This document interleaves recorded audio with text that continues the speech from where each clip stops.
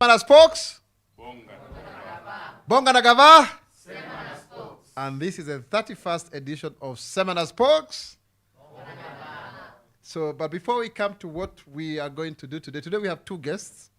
One on Uzalendo, and the other one about the International Albinism Awareness Day, and the 80th anniversary of the Thika Primary School for the Blind. But before we come to that, let's see what government has for us. The government has launched biometric registration for children aged 7 to 17 under the Social Health Authority to strengthen digital health records and curb fraud. The rollout, led by the Cabinet Secretary for Health, Aden Duale, and Geoffrey Ruku from Public Service, also expands the Public Officers Medical Scheme Fund, POMSF, increasing access to specialized medical services for public servants and their dependents. The two Cabinet Secretaries warned contracted level 3 to 6 health facilities against illegal co-payments between patients and service providers to ensure full coverage without hidden charges.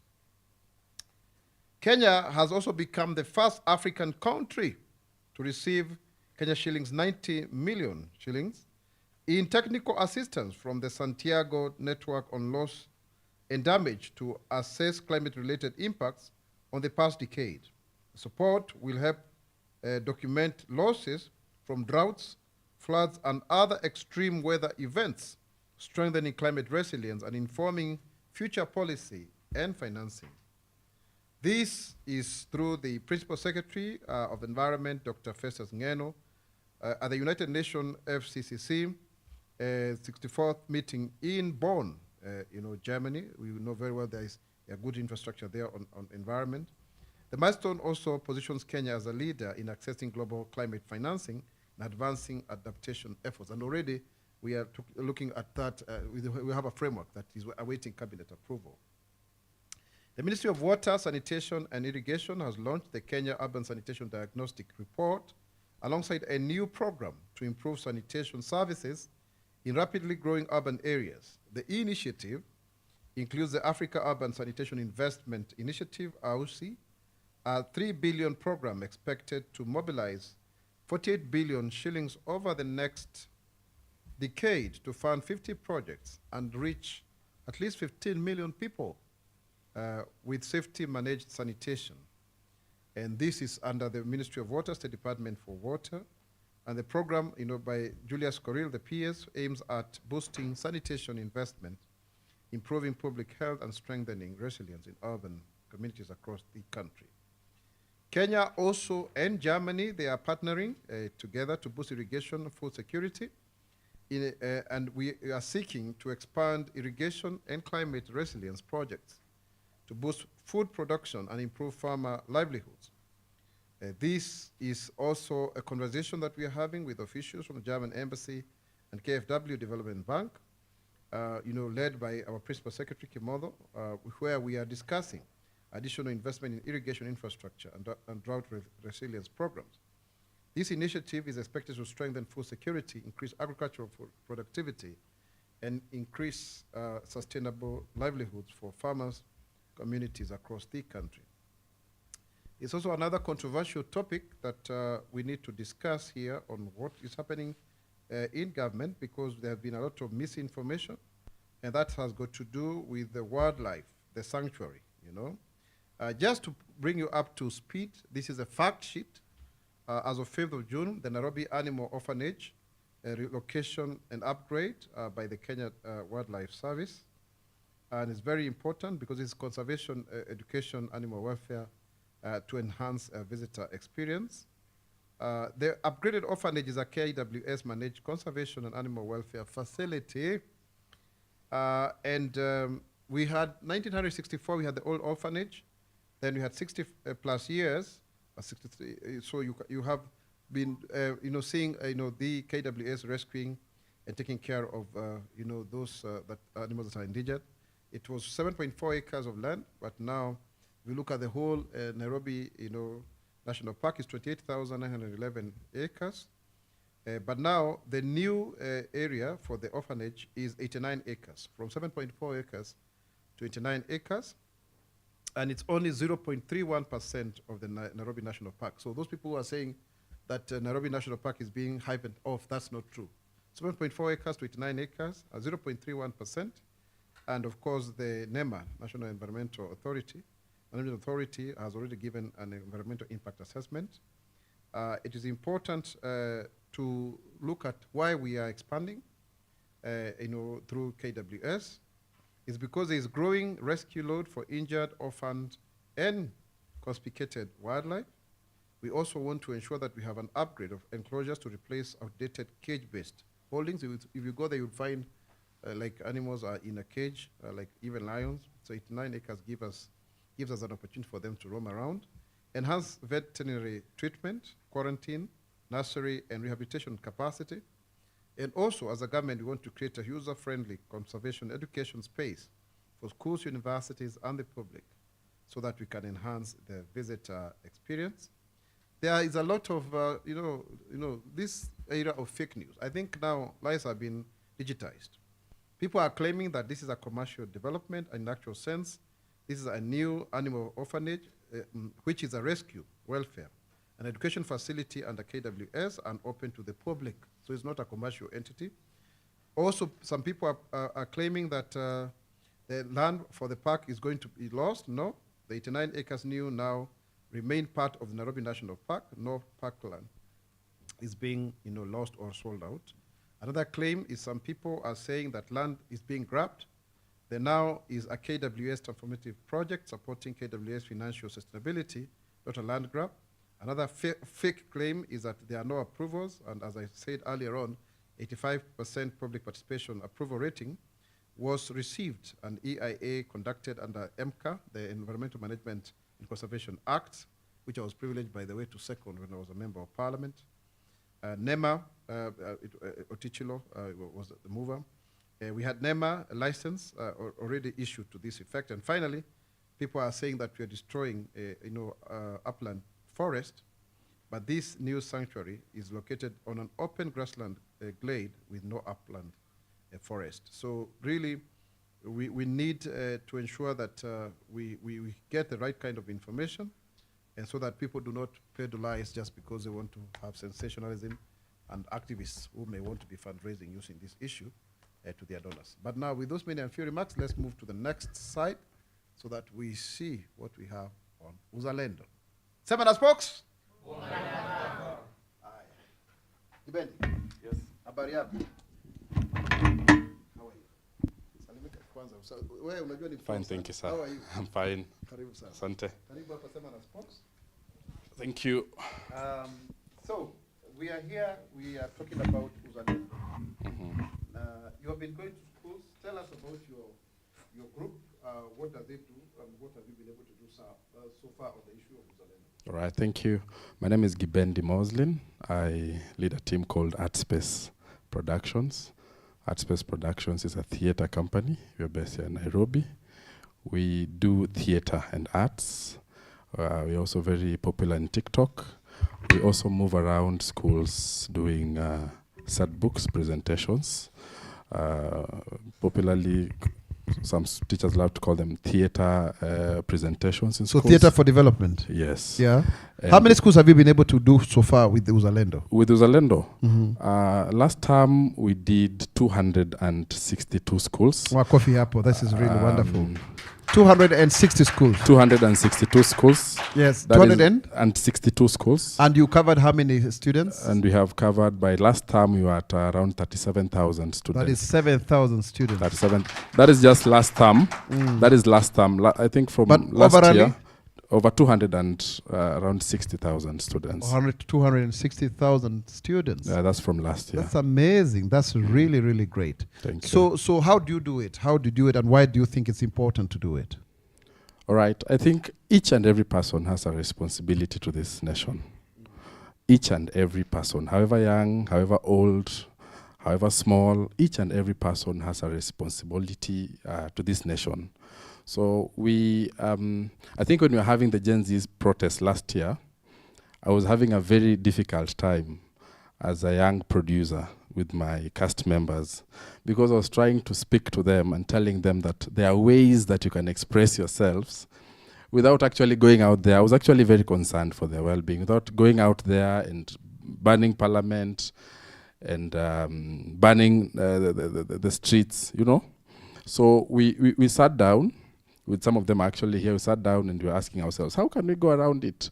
And I think that is how we got to partner with offices like your office around the issue of patriotism, uzalendo. Because we already have a framework that works, we're already visiting schools, we already have a product that we take to learners. But just the product aside, which value are we adding as young people who have a responsibility to this nation? So that is how we came up with the Uzalendo initiative. It has been very impactful. Very impactful. We know that because sometimes we leave a school and we have students, these days they are online because I taught about digital literacy. They come on our socials and they get to speak, they get to express ourselves. There are some teachers who call us, hey, ile group ya wazalendo, you know. So it means that we have made a big impact, as much as it's not very, very, very so out there. ile group ya wazalendo. Ile group ya wazalendo. That's really wonderful. Mimi ni Mkenya mzalendo. Je, wewe? Mimi ni Mkenya mzalendo daima. Oh, that's a good one. Yeah. So what has been the reaction of teachers and the students about this whole issue? Do they like it? Do they feel, you know, what has been your experience from them? All right. Schools already have, with the coming of CBE, schools have a framework and they have values that they are pushing. Our 17 national values aside, according to Article 10 of the Constitution, schools have a responsibility to push patriotism in schools. But we are just going to schools. You know, sometimes learners believe more people who are coming from outside. We are going to schools to stamp what actually they learn in school, what they are taught by their teachers, and the reception has been marvelous. Because as much as it's very difficult to track, but we get to tell students, how can you be a patriotic Kenyan when you are in school, you know? How can you be a better Kenyan? How can you improve your school when you are still here in school? And that is the kind of conversations that we have with them. And they are very amazing learners. And so far, so good. Yes. So why patriotism? Why patriotism for you? Patriotism is the first value that the Constitution highlights because it's very important. Any person who is patriotic, that is a person who actually loves their country so much. Any person who is patriotic, who has patriotism and love for their country from their heart, that is a person, that is a young student, that is a young Kenyan who will put the interests of the nation first. As much as they might be offended, they might be mad, they might feel that something is wrong, you know. They are not coming out here and solving things in a way that is going to cause more problems. So patriotism is a core value that when you push patriotism, you're talking about integrity, you're talking about love, you're talking about nation building. It's a wide area that needs to be looked at. Patriotism is a core value. So that is why we are talking about patriotism. And we believe that the problems you're facing right now as a country is because it's a learned behavior from previous mistakes that we've had. So we believe that if you can talk to this generation, one student at a time, then definitely we're going to have a better country with nation builders, with young people who understand their responsibility for the nation. Have you seen any difference with those kind? Have you gotten feedback whether when you go to such schools the behaviors are changing? Feedback is very important, and it's something that we always want to get. And it's an individual decision. That is I hear pastors says we can only preach, God ndo atakusave. So we can only plant the seed. Some will mature, will touch hearts, but we can never really know, yeah? It's a generational thing. We can never really know the impact that we have been able to make. But we've had students, there is a school we went after we have performed, and we were going for cultural day, and these students took their time and they made a whole song about uzalendo, about Mimi ni Mkenya Mzalendo. It's in Eldoret. I think that is the impact that we need. Sometimes it can never be. These guys came to our school and they spoke about patriotism and I am a changed person. No. But you can always see it through art and through the decisions that these young learners are making, even in school. Yes. Gibendi, you talk about patriotism. We are now facing very serious questions about our schools, the riots, the unfortunate incident where we have seen, 16 of our girls have been burned alive. Really, really sad. What do you think is the problem that we are dealing with as a nation?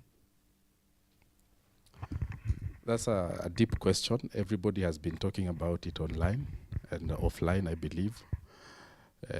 Some politicians have politicized it. Some people have made reference points from that. But what I think about school fires, it's very sad for the parents, and may they receive my deepest condolences, and friends who lost their children at Utumishi.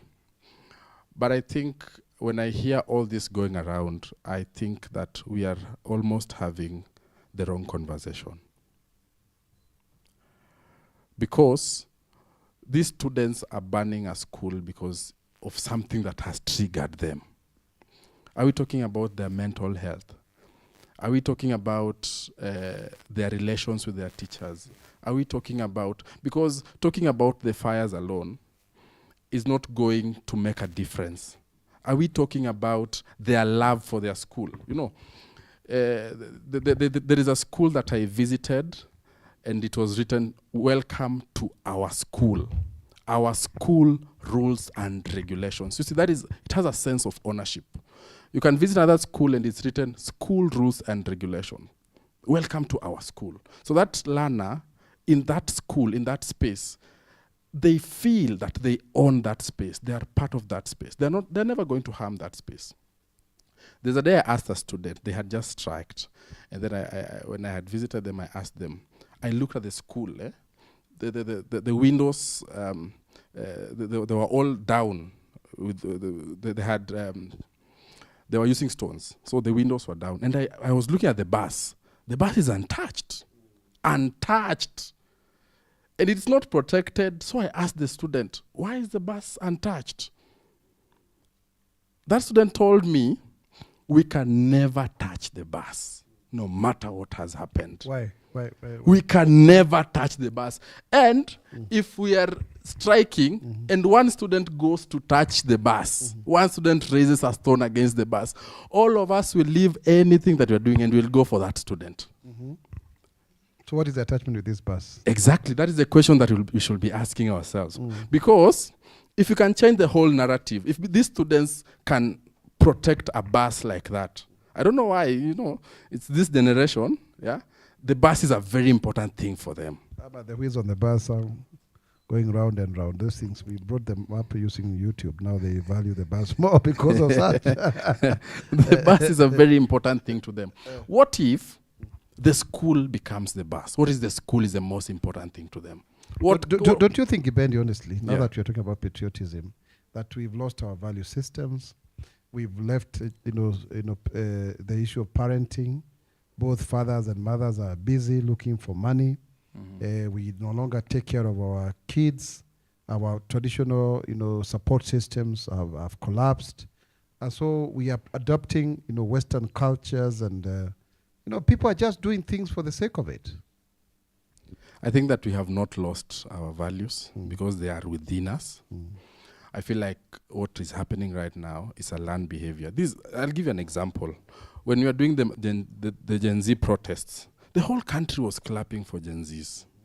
I went shags, and my grandfather and other elders in the village were like, nyinyi Gen Z bana, nyinyi ndo tegemeo letu, all those kind of things, And it was in every house, you know, new Gen Z, but they're the same Gen Zs who are burning parliament. It's not a bad thing. I'm not for the government. No. Let's but address look that. here, So on one hand, we are glorifying them.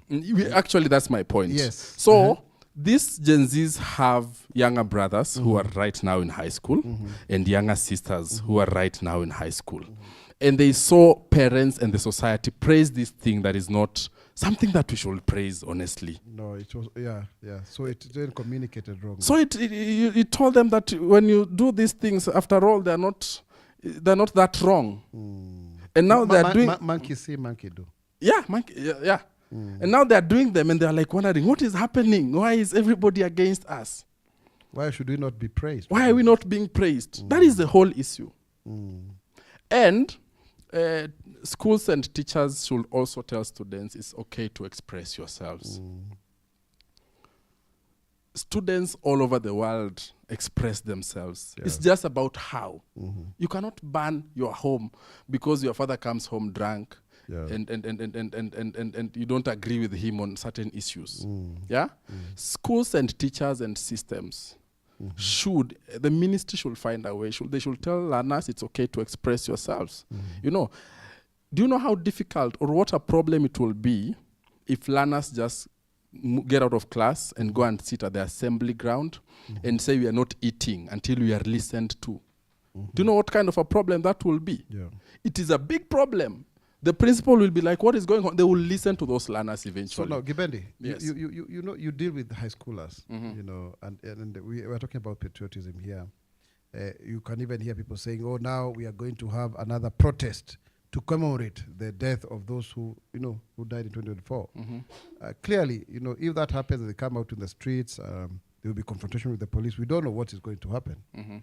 But how do you explain their psychology from an artistic point of view? This is drama. Life is like drama.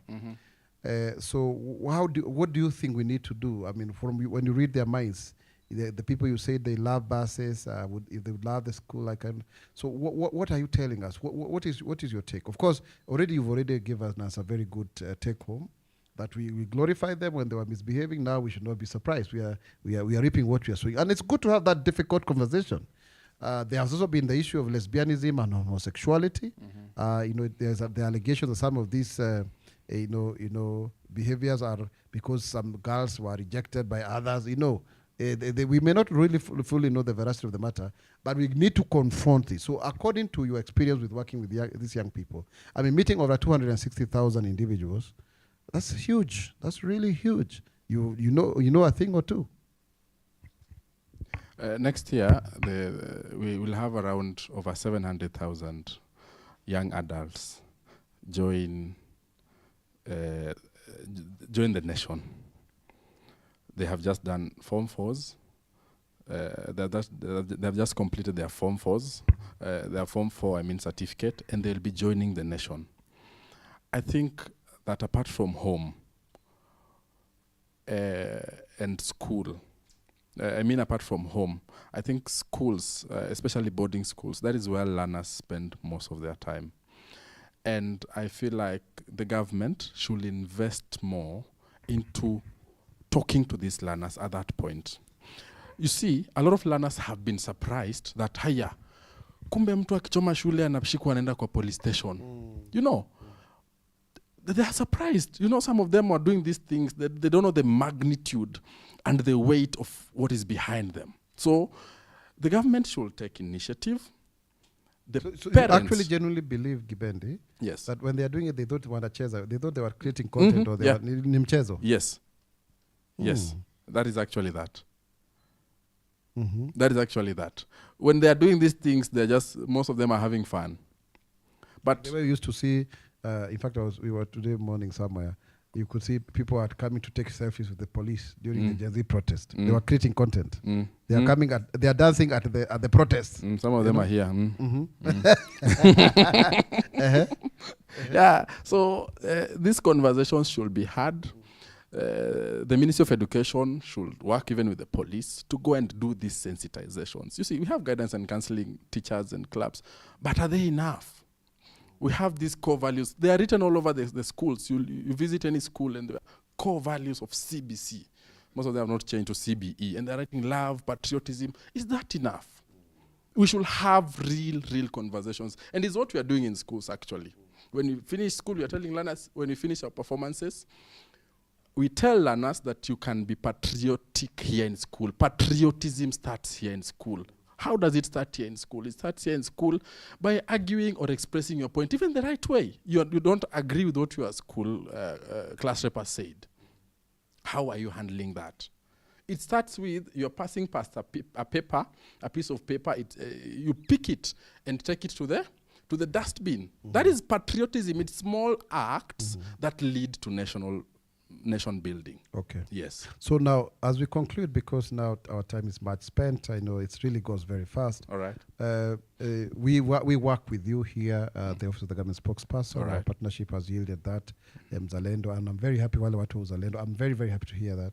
Okay. What is your closing remarks? What is your thoughts? What do we need to do about to inculcate discipline and value systems? As you know very well, the Bible says in the book of Romans 13:24, spare the rod, spoil the child. But he who hates the child does not, discipline. But the one a parent who, loves their child, they discipline and they chastise him, depending on which version of the Bible you read. So what is your take about that? My take about that is my takeaway would be, I would like to tell everyone, not just students or learners, that law and rules and regulations, they're just like mud. If you have mud here on your face, right, and you're looking at a mirror, the mirror can never take that mud away from your face, right? So that is what law is. Law is just like that mud, and you're looking at it on a mirror. The real problem is your conscience. What do we have? Are we having a real conversation around humanity? I saw your tweet the other day. Are we having real conversations about humanity? Are we glorifying evil? Because that is what students are taking. Yeah. So my last word will be love your country all the time. Pray for your country all the time. And love your government when it does something right. Thank you very much, Asante Sana. Thank you, Mr. Gibendi Mosley. Yes, sir. The strong man. Yes, sir. Thank you. For coming to SEMA SPOX, BONGA na GAVA. Until next time, we'll have more time to discuss. Thank you, sir. After we do another round of schools. Asante. Nigote hapo. Asante. Hizi ni taarifa za wiki hii kutoka ofisi ya msemaji wa serikali, kituo chako cha kuaminika kwa taarifa rasmi za serikali. Kenya na Afrika Kusini zimeimarisha ushirikiano wa kiuchumi kwa kusaini mikataba 6 ya kibiashara na kupanua ajenda ya ushirikiano wa kikanda. Rais William Ruto ameomba msamaha kwa historia ya kutengwa kwa kaskazini mwa Kenya, huku akizindua miradi mikubwa ya maendeleo na kuboresha hospitali katika kaunti ya Wajir.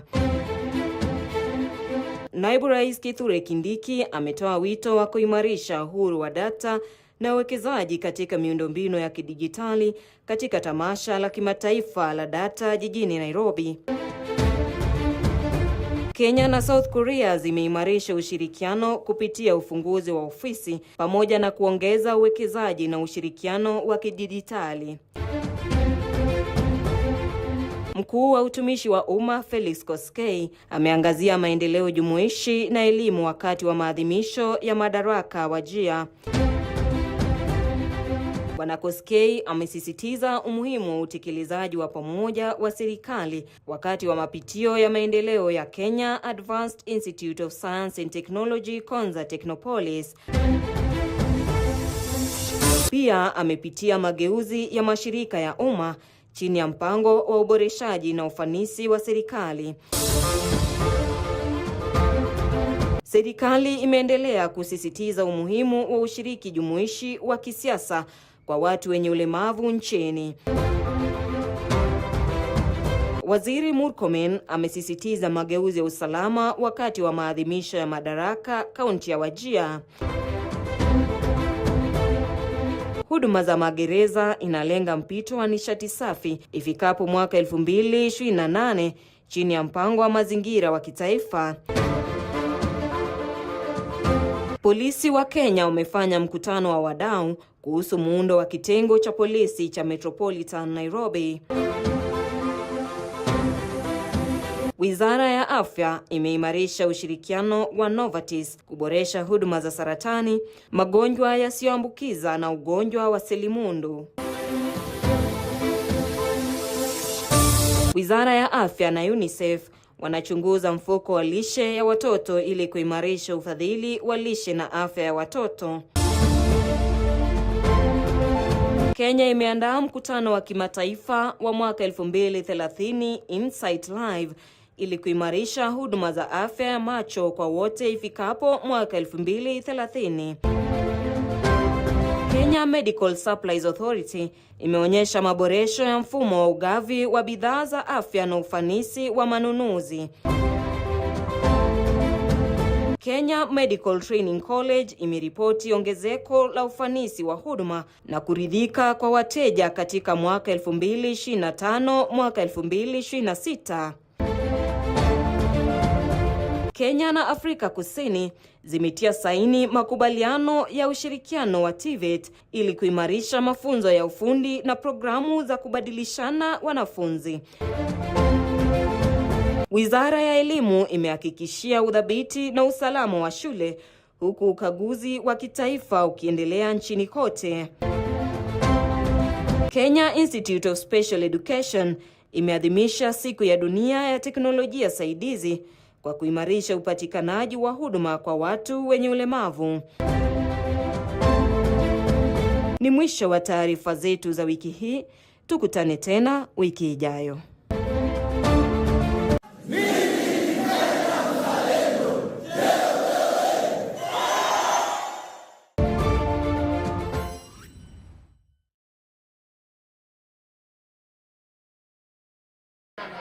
Aya. Alex Munyere. How are you? Karibu sana. Asante. This is the first time we are having two wazungus on the show, yeah? Yes. Karibu sana. It's interesting. Sana. Yeah. This is SEMA SPOX BONGA na GAVA. This is a GAVA podcast. All right. We usually have it every Thursday, 8 to 9 p.m. live on KBC. Yeah, And sometimes I watch it. You watch, yeah? Imekuwa popular sana siku hizi. Yes. Mpaka hata sasa nimetoka bunge. Okay. Naitwa Bonga na GAVA. Wananiita hivyo siku hizi, Bonga na SPOX. So, Alex. Yes, sir. We've been at it with you for long now. It's been 20 years since we started this whole issue of albinism. Yes. And by the way, I don't know that you're following the budget, but they have allocated 200 million shillings for albinism and autism. Ah, Yeah, that is so, great. Yeah, that was what the key highlights. That is good And news. if you think that's about 100 million each for that. Yes. Now, on Saturday, we are going to have the International Albinism Awareness Day. It is also the 80th anniversary for the Thika School for the Blind, which is the first school for those with visually impaired. Yes. And also, it's 20 years since we started our advocacy on albinism, Yes. since June 2006. Yes. So, Tuambie, you are from the National Council for Persons with Disabilities. This is the agency which is a regulatory authority now because of the new act. Yes. That is mandated to do all that pertains to disability. And of course, we can zero into visual impairment and albinism. Sure. So what do you have for us tonight? Before I joined the council, you know, I'm the founder, chairman of Albinism Society of Kenya.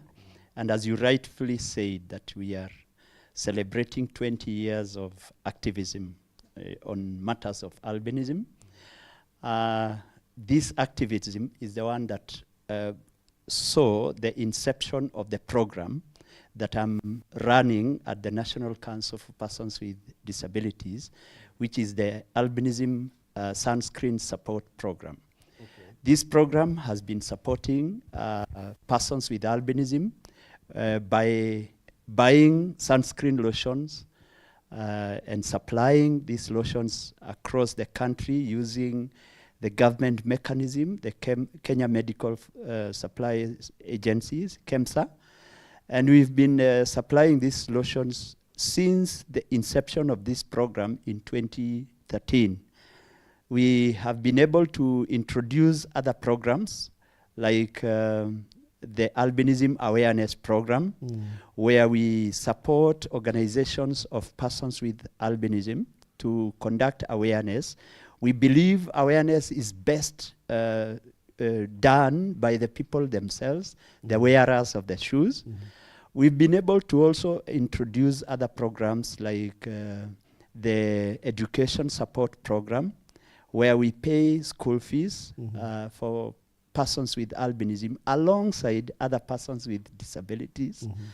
And you know, Thika School for the Blind has been hosting quite a big percentage of persons with albinism.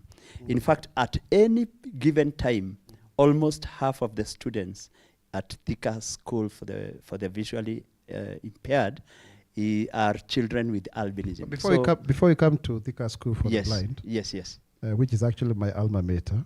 I went there when I was 4.5 years old. So, okay. And before you come to that, let's first talk about the National Albinism Sunscreen and Support Program. Yes, I was about to introduce other elements. So what have you been able to do? This program, how many years has it been in place? And also, if you look back now, these two questions I'm asking. For the last 20 years, since we started the Albinism Society of Kenya together with you and others, Mombi Goge, the judge of the Court of Appeal, and others. And others, yes. What have you been able to achieve so far? Okay. As a founder chairman, what is your reflection?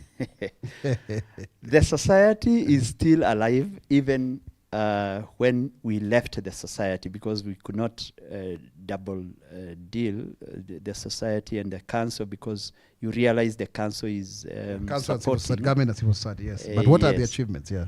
The achievements the are many. albinism movement in general, yeah. Yes. Like you remember in 2017, the first candidate in KCPE was a person with albinism, our sister Goldalyn.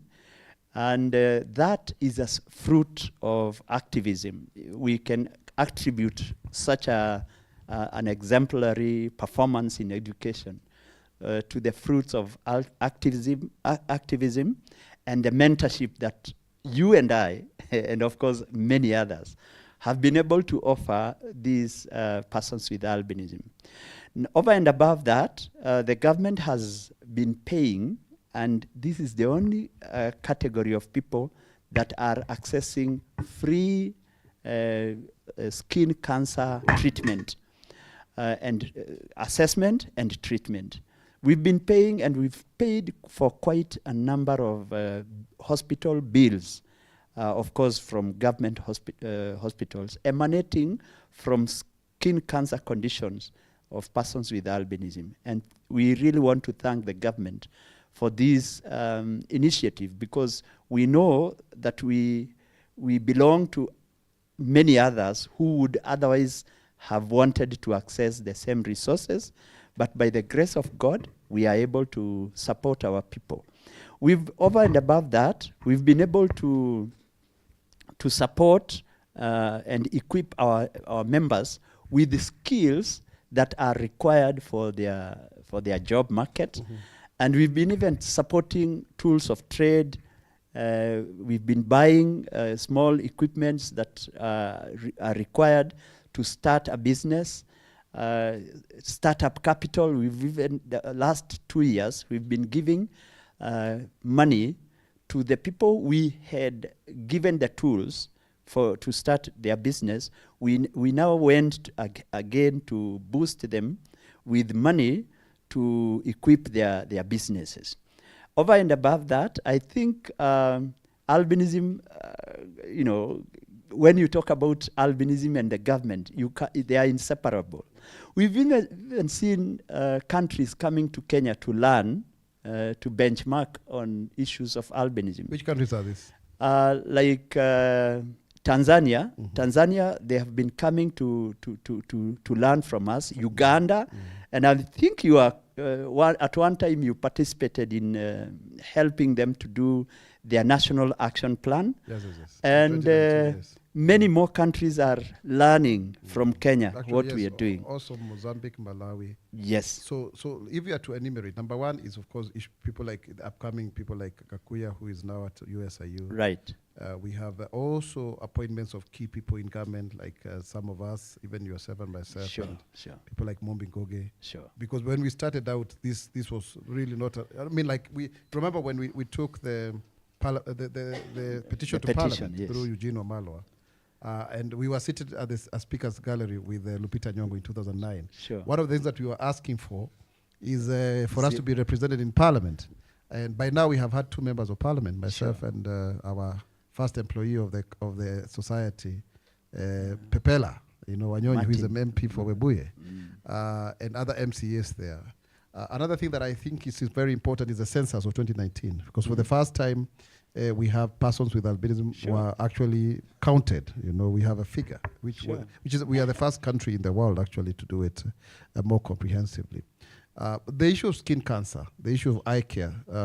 Do you have the numbers? People that we support as a government every month or every year with albinism, with the support program that you lead?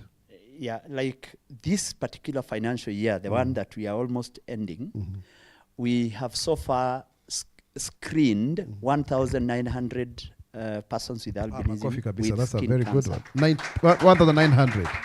We have already provided, and this is in my work plan. It's already a tick. We've already provided 500 persons with albinism with photochromatic glasses, reading glasses. Comprehensive eye care. We do 500 every year, and we've been doing that for the last 4 years. Very good. So 500 times 4, that's about 2,000 people. Yes. Already they have been given the eye glasses. Okay. We've also been able to provide sunscreen lotion. That one has always happened. How many do we give? And we normally give at least 1 bottle per month. But because of the lack of resources, and I'm happy that the government is increasing. Last year they had chucked 10 million out of our program, but I'm happy it has been reinstated. We've been providing 1 bottle, at least we are needed to provide 1 bottle per month, but because of lack of resources, we've been giving about 6 bottles per year. Yes, to how many people? To 3,800 people. Yes. And how many? And the census, you talked about the census. Yes. You know the census talks about 9,270. 9,097. 29. 29, yes. 29, yes. 97, 29. Which is 1 out of every 4,890 Kenyans. Yes. So and we provide only for 3,000. Listen to this. We are very special people. We are very rare, Yes, Alex. 1 to every 4,890 Kenyans, yeah? So tell me, the skin cancer issue, the issues of killings in Tanzania, ritual killings, what about that? The sporadic killings that were happening in Tanzania, they are no longer, they are calm, they are down. They are not very much. But in Kenya, we used to have a lot of cross-border, trafficking, people being trafficked to Tanzania. But right now, through awareness and through the interventions that we've done, we've even talked to international police, what do you call it? Yes, Interpol. Yeah. Interpol. Yeah. We've engaged. We've tried to to enhance surveillance in our borders, and we've even gone ahead to sensitize even the witchcraft through, of course, Tanzanians. We've gone ahead to sensitize the witchcraft and work with them, and try to address these issues, because they are just fictitious issues that are Alex, brought about. we have done Mr. and Miss Albinism. Yes. The first one in 2016 to define ourselves, and the first guest was our president. Our president, when he was the deputy president. Yeah, he's been very supportive. Last year we had the International Albinism Awareness Day. Yes. The chief guest was Mama Rachel Ruto. Sure. You remember also we worked with Mama Rachel Ruto on the crocheting, this teaching project. Sure. For mothers of children with albinism.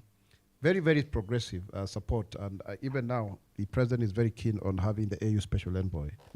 We discussed this with him. It's very good to put it on record. That he's very keen. We even engaged the AU Commission Chair, Yusuf, the last time we had the Africa Forward Summit here. So we've really cut a niche for ourselves as a country. Every time I go to other African countries, I realize that we made a lot of progress about awareness. If you are to do an assessment as a pioneer, as a trailblazer, do you think the levels of awareness have been raised, higher than the way it were before when we started out? Of course, we are somewhere. We are somewhere very, very high, but not yet. We still have people calling us names, shouting, things, and we still have people who are being denied their rights, especially those people around Mashinani huko. People are still denied their family, rights to create family, right to inherit, and we still have some work to do. Although comparatively, we are really far. It's much better, really, yeah? We still have situations of where, men running away from having, because their girlfriends or wives have gotten children with albinism. Of course, when a father, sees a child is born, a child with albinism, the knee-jerk reaction is to blame the woman first, and then after that blaming, then the man just walks away. Yeah, but still, Alex, by the way, we sometimes it's possible to make one step forward and two steps backwards. I have a friend of mine called Melody, and she's from Malawi. She followed me on social media, and she was telling me the other day that her cousin was actually killed. And this is her cousin who also ran for member of parliament as an independent, but he was killed. He was killed. Yeah. So I think you may have seen that so you still have a long way to go. Sure. Because sometimes you feel like, is it possible to have made progress by the same time dealing with that? And remember, they also have had a member of parliament, Oberston Kondowi. They have had a human rights commissioner, Boniface Massa. We worked with them. Yes. But it is still a challenge, even when you have created all this awareness and even have very good government support, even from President Chakwera, Reverend Chakwera. You still see negative stories from Tanzania or other jurisdictions. So even from Kenya. There was a time you were called by one member of parliament, you were called names, and he implied that you are pretending to be... Oh, yeah. No, actually, it was David Morade. But it's okay. Let's and also Junet Mohammed. Yeah, actually, it's Junet. Junet is one of them. But to a channel and a half. Sometimes you see that's actually the other point, Alex. When people feel like you are being too much on them, they will use albinism against you. That's the natural. They use it as if it's to settle scores. Yeah? Sure. And that's it, because that when competition sets in, then the people, then who you are nafanya, then they start reminding everybody that you have albinism. Now, the issue of skin cancer, how is it? What is the prevalence from your perspective? Yes. I know this is a very much a camaraderie. It's a brotherly relationship. But let's talk about it. Yeah. How is skin cancer doing? Skin cancer is the much that we are doing. I'm happy of the interventions that we are doing. But sadly, we realize our people come out when the condition is still is very much advanced, such that for interventions to happen, to help that person, the case is already too late. They come to us when they are almost level 4, level 3. Stages of cancer. So it's still a challenge, and that is a big challenge, and I think I want to challenge us to enhance awareness, to tell persons with albinism to come up. Wherever you feel something small, don't waste time, just come up, go to the medical personnel, let them take you, the dermatologist, let them confirm whether it or not. It's skin cancer, because that is our major challenge. So do we still have the cryotherapy in the various hospitals? Yes, I think we've guns to 30 hospitals. Do we still have also some money to pay for the medical care? You remember in the inception of this skin care program, we bought 30 cryogenic equipment to hospitals. Yes. Last financial year, not this year, last financial year, we equipped 20 more. Very good. To the hospital. So right now, out of the 30 and 20, maybe around 10 are not working, but we have about 40 that are functional across equipment the country. that are functional across the country. Very good. And we actually support, as I said in the beginning, we pay for bills that emanate out of skin cancer interventions, either, biopsy or cryotherapy or whatever, or even surgery, or even whichever bill that comes out of skin cancer intervention, then we pay.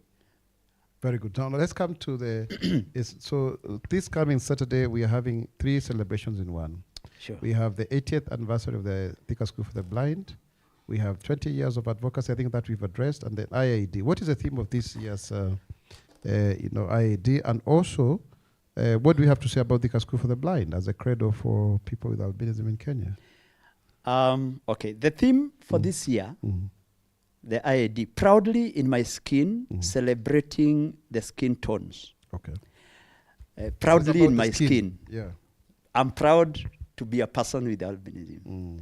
And then now I am celebrating the skin tone. Okay. If you don't celebrate your black tone, me, I celebrate my white tone. So you got to celebrate. Yeah. Yes. And at Thika, we are going to wear, and it's by coincidence that I've come with my, Turkey shoes. We are going to wear celebrating shoes, dancing shoes. And we are going to dance because, one, the government has continued, and you'll convey that information of the budget, that whatever that had been removed has been reinstated. Yeah. That is a subject for celebration. We are going to celebrate you and I because of the achievements we've been able to make in this country. It is not easy to have a government spokesperson as a person with albinism. So if now other person is celebrating, we will celebrate because of you. We will celebrate. We will celebrate because we've been able to support our people with education, scholarship. It's no longer bursary. A bursary you give 5,000, 10,000. Scholarship, you say you pay everything. Okay. That is school fees. So everything, scholarship. And we are happy that we've been partnering with other stakeholders like Dr. Choksi, Albinism Foundation, others and others, KCB Foundation, Equity, and all that. And then on Saturday, we will celebrate because Thika School for the Visually Impaired has achieved 80 years since inception. That is huge. 80 years of teaching and supporting people with visual impairment is not a simple achievement. And then Albinism Society of Kenya. We have we've been existing since 20 years, for the last 20 years. And this is huge because we know societies start and they die off because of lack of resilience. And we will celebrate. They say you take about 20 years to resolve a problem. Sure. Do you think for the last 20 years, we've been able to change the narrative for people with albinism? Even if not fully, possibly? Yes. Like now, you realize even these celebrations, people have taken over, celebrations. Like Black Albinism will be having some celebrations along Ngong Road. Yeah. Mombasa, there is some celebrations along, some joints there. Swahili sport. They call it. So it's a content alive of its own. It is now off. Imepepea, imepruka. It's not like the way we used to just have to do it ourselves. No. With Tanzania. No. It is gone. So I really want to sit back and see the achievements that we've been able to reach. Even having members of parliament who are elected, people with albinism. Yes. Huge. Those are milestones. So in terms of Thika School for the Blind, yes. Who are the icons that have gone through this school that you may want us to talk to mention Of that course, also- you lead the pack. You lead the pack. We have other people, other very Actually, just to compliment you, because you put it across. Yes. I'm actually the first person from that school to be a member of parliament. That primary school. That primary school, I'm the first one to be Sure, both MP and sure. senator. But also we have, who are the other people that, other than Isaac Waura? The Alumni. Alumni, Yes, yes, of yes. Thika School for the Blind. There are so many. There are so many, including Combo, Jimmy Combo, including Commissioner. Combo is the commissioner. Including You were talking about the commissioner for gender. yes, yes, GEC commission. Biduka. Beduka, yes. Yes, I was looking for that one. There are so many, including the Akina Kamano, Kamano, the icon, the musician, yeah. and I'm And also sure those without albinism, like Ruben Kigame, I am sure Mary there Atieno. are so many. There are so many you without know, albinism. who Kibaya are- Leibuta, who is a court of appeal judge. Oh, yeah. I was looking for the persons with albinism. The Or rest first of and the foremost, yeah. Kenyans, there are Yes. so many. Josephine Senior, Yes. who was the I first hope blind woman. Ruben Kigame will come. Also. Let's hope so. I mean, it would be good. Yes. He's Tunamkaribisha. he's trying to run for president. Presidential candidate. But you know, for me, Yes. my president is really Ruto. You know. Hata yeye wacha akuje tu. Anyway. Aombe kura. Ataomba kura, lakini kura sisi tunasema two term. But we celebrate him. I mean, he's been able to do, I think, over 30 albums. Yeah. He's inspired many people. His songs have become like national anthem. They've gone beyond the borders. He's just earned his PhD the other day. And not just him. I mean, we have had lawyers and people of all walks of life, you know. Even here at OGS, we have a young professional called Moiro. He's done international relations. Akina Judge Laibuta. Yes, so it's really amazing. So your closing remarks, your clarion call for everything and the council and what it does and these celebrations. What is your Kenyans, kujeni tusherehekee. Because we want to blow our own trumpet. Nobody, if you wait for people to blow your trumpet, nobody will. Come and see us blowing our own trumpet, and please join us as we celebrate. Yes. Mr. Alex Munyere, you're a family man. What do you have to say about persons with albinism? Nitasalimia kwanza mke wangu na watoto. I have 3 children. Yes. Who are grown-ups. Of course, my last born son is the one who is driving me. Wazee na wajukuu 4. Na you're a grandfather. Grandfather. Alex, out of curiosity, how old are you? How old are you? Because that was about to albinism hawaishi miaka mingi. How old are you? 61 and counting. Kwa hivyo wale mkuu mnasema hapo ati ufiki miaka 40 sijui utakufa. Na hii nitaenda mpaka 100. Wait for this. Watch the space. Alex, thank you very much for coming to SEMA na SPOX. Bonga na GAVA. SEMA na SPOX. Keep it right here until next time when we shall have this program of SEMA na SPOX. Makofi kabisa, asanteni sana.